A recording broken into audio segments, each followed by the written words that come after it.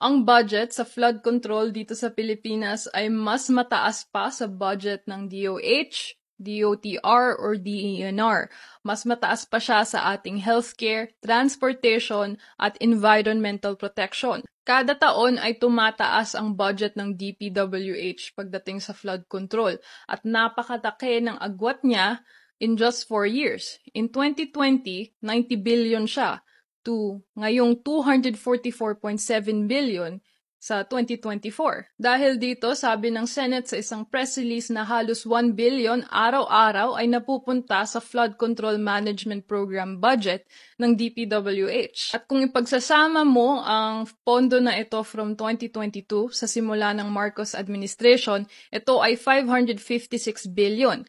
At next year, magdadagdag pa sila ng 257 billion dito na halos 1 trillion na sa isang administrasyon ay napupunta sa flood control. So saan ba napupunta ang budget na ito? Sa isang project briefer ng DPWH, linagay nila na 23 billion ay napunta sa Metro Manila from 2017 to 2023 at ang karamihan ng budget na yon ay napunta sa pagmo-modernize ng drainage areas. Take note, itong 23 billion na ito, kahit na ang taas ng budget nila, ay may kasama pang financial assistance ng mga international banks.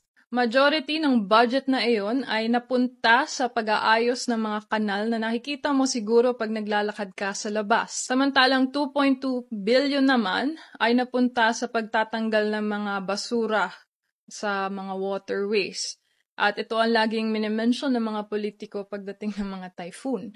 Pero hindi naman nila linalagyan ng prioridad pagdating sa mga budget. So bakit ganun? 23 billion ang nakalagay dyan pero napakataas ng budget nila. Well, hindi actually ginagamit ng DPWH ang budget nila kahit na ang laki ng binibigay.